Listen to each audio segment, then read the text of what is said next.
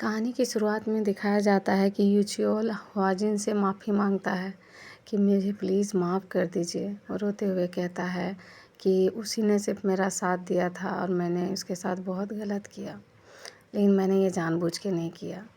इसमें हवाजिन कुछ भी नहीं कहता है, लेकिन वो फिर भी माफ़ी मांगते रहता है। तो वहाँ से हवाजिन बिना कुछ कहे वहाँ से चला जाता है। इधर अगले सीन में दिखाया जाता है कि शिक्षा मंत्री और हवाजिन दोनों में बात कर रहे होते हैं, तो हवाजिन उसे सारी बातें बताता है। तो इसमें शिक्षा मंत्री कहते हैं कि मैंने तुम्हें कितनी बार कहा है कि या तो तुम गायून की मंगेतर के रूप में अपनी ज़िंदगी आगे बढ़ाओ या फिर ईआरपीबी का इंस्पेक्टर के रूप में। तो वो हंसने लगता है और कहता है कि मैंने तो रास्ता चुन लिया और आप जानते ही हैं मैं तो वही कर रहा हूँ। अब यहाँ ऑफिस में दिखाया जाता है कि वो सारे जो भी ऑनलाइन गेमिंग वगैरह होता है उसके बारे में बात कर रहे होते हैं कि आजकल साइबर क्राइम बहुत बढ़ते जा रहा है। तभी देखते हैं कि एक आदमी पूरा चिल्लाते हुए कहता है कि मुझे शिक्षा मंत्री से मिलना है। और जैसे ही शिक्षा मंत्री बाहर आके उससे मिलते हैं तो वो पूरा रोते हुए सारे डॉक्यूमेंट्स दिखाता है कि देखिए मैंने इतनी सारी चीज़ें कलेक्ट की हैं, और बताता है कि मैं बहुत बड़ी मुसीबत में हूँ, प्लीज़ मेरी मदद कीजिए। और वो रोने लगता है। तो उसे वो लोग रूम के अंदर लेके जाते हैं और पूछते हैं पूरे डिटेल्स में। तो यहाँ मिस्टर ली बताते हैं और हमें फ्लैशबैक में दिखाया जाता है कि कुछ दिन पहले उसके कंपनी में एक फ़ोन कॉल आया रहता है कि तुम्हारे बेटे ने इतना कर्ज लिया हुआ है, अगर जल्दी पूरा नहीं करोगे तो हम तुम्हें छोड़ेंगे नहीं। तो वो घर आके जययून से पूछता है कि तुमने आखिर कितना इस जुए में हारा है और तुम्हें कैसे पता चला। तो सारी बातें बताता है कि मैंने 85 मिलियन इस जुए में हार चुके हैं। तो कैसा गेम है ये, तो दिखाता है कि इस तरह के गेम खेलता है वो। तब इसके माँ बाप कहते हैं कि ठीक है, अब से चिंता मत करना, और वो उस 85 मिलियन पे कर देते हैं। तो उसकी माँ बताती है कि अब से ऐसा कभी मत करना, और उसके पिताजी बोलते हैं कि मैंने तुम्हारे सारे कर्ज चुकता कर दिए हैं। तो अब नेक्स्ट सीन में दिखाया जाता है कि वो पढ़ाई पे ध्यान देता है, लेकिन बार बार उसे मोबाइल की तरफ उसका ध्यान रहता है। तो जैसे ही मोबाइल खोल के देखता है तो उसे फिर से वही सारे गेम का ही आने लगता है, तो फिर से वो उसको खेलना स्टार्ट कर देता है। तो इसके बाद फिर मिस्टर ली उसे बहुत डांटते हैं और बोलते हैं कि तुम और कितना हमें जलील करोगे, तुमने फिर से जुए की लत स्टार्ट कर दी है, तुम उसे छोड़ दो। तो हम फिर से देखते हैं कि वो कोशिश करता है उस जुए की लत को छोड़ने की, लेकिन वो कर नहीं पाता है और वो फिर से गेम खेलना स्टार्ट कर देता है। तो इस बार उसका कर्ज इतना बढ़ जाता है कि उसके मिस्टर ली के ऑफिस में कुछ गुंडे पहुंच जाते हैं जिन्होंने उसे पैसे दिए थे कर्ज में, और कहते हैं कि तुम्हारे बेटे का सारा कर्ज तुम्हें ही चुकाना होगा, और उसे मारने लगते हैं। ये सारी बातें वो ईआरपीबी टीम के मेंबर्स को बता रहा होता है, और वो रोने लगता है कि मैंने क्या गलती की है।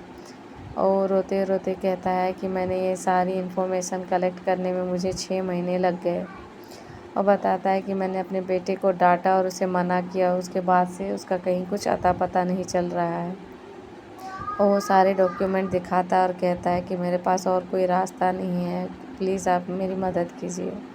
अब हम देखते हैं कि बोंग गुंदे एक ट्रांसफ़र स्टूडेंट बन के उसी स्कूल में एडमिशन लेके जाता है। तो वहाँ वो सारे बाकी बच्चों को देखता है कि ये लत सारे बच्चों में लगी हुई है। सारे बच्चे ऑनलाइन गेम खेल रहे होते हैं, क्लासरूम से लेकर वॉशरूम, बाहर कॉरिडोर, हर जगह बच्चे गेम खेल रहे होते हैं। तो उसे शुरू में कुछ समझ में नहीं आता है, तो वो जाके सारी चीज़ें सारे ईआरपीबी टीम को बताता है। तो अब यहाँ पे एक दिन उसकी मुलाकात होती है सियोंग बिन से। वो उसे बताता है कि आज मैंने इतना जीता है और आज मेरी साइड से पार्टी है। तो इसमें बोंगदे भी बोलता है कि मैं भी आ सकता हूँ क्या। तो वो लोग बोलते हैं कि ठीक है।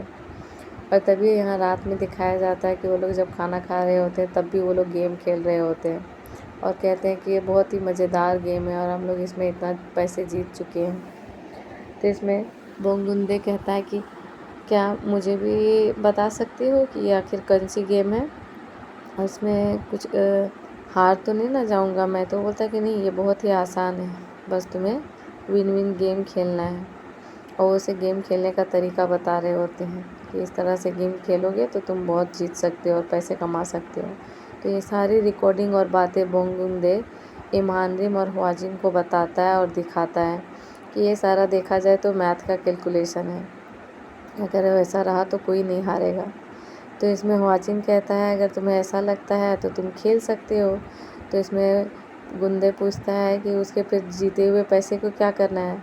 तो ह्वाजिन कहता है कि तुम्हारे पैसे हैं, तुम जो चाहो कर सकते हो, वो तुम्हारी मर्जी है। तो ये सब सुन के वो बहुत खुश हो जाता है और वो गेम खेलना स्टार्ट करता है।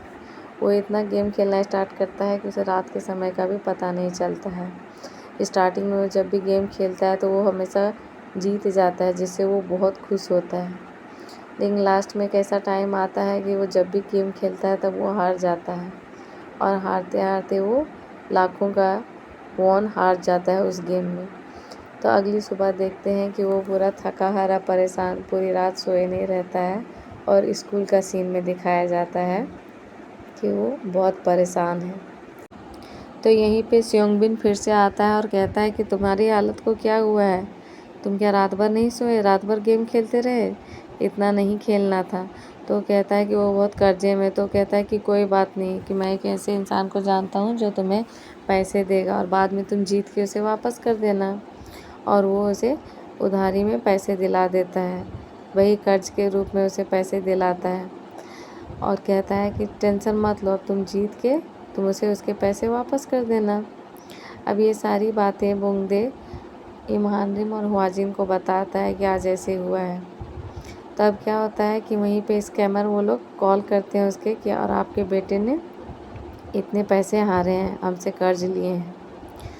तब वहाँ पे ह्वाजिन कहता है, उसमें इमानरिम कहती है कि किसका बेटा। तो ह्वाजिन कहता है कि हमारा ये। तो उसमें बोल देती है कि उसने कर्ज लिया है, तुम उससे जैसे चाहो वैसे वसूल लो, मैं नहीं जानती, आज से मेरा इसका कोई रिश्ता नहीं, आखिर मैं किसने इतने सारे कर्ज उसके चुकाऊंगी।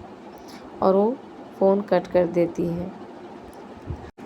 नेक्स्ट डे बोंगदे फिर से स्कूल जाता है कि कहीं कोई उसे उसके जययून की तरह किडनैप ना कर ले। तो यहाँ पे इमानरिम भी रहती है और वो कहती है कि टेंशन मत लो, मैं यहीं हूँ।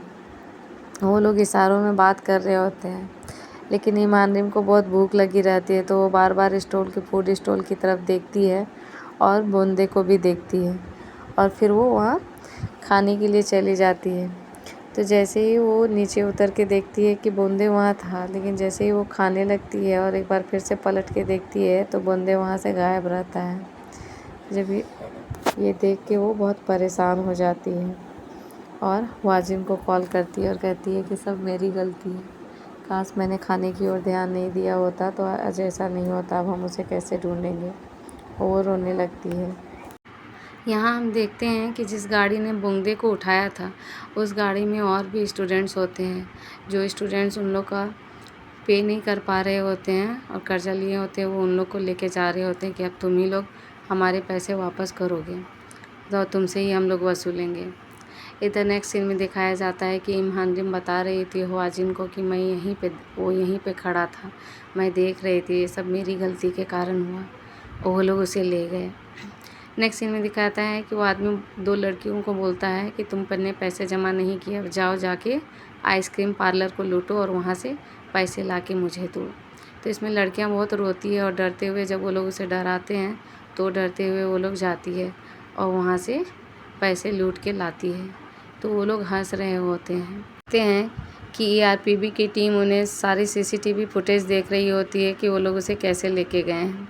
तो इन सब में इमानरिम खुद को दोष देने लगती है कि ये सब मेरी गलती की वजह से हुआ, अगर उसे कुछ हो गया तो मैं कभी माफ़ नहीं कर पाऊँगी। इसमें नाहवाजिन उसे बताता है कि अभी रोने का फ़ायदा नहीं, तुम एक सार्जेंट हो और हमारा काम उसे ढूंढने का है।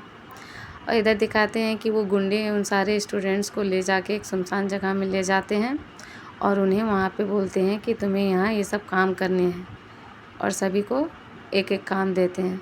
तो इसमें बोंगदे को दिखाया जाता है कि उसे लैपटॉप में बैठाया जाता है और कहते हैं कि तुम्हें अभी इन सारे नंबर्स पे कॉल और मैसेज भेजने हैं ताकि वो उस पर क्लिक करे और ये देखे।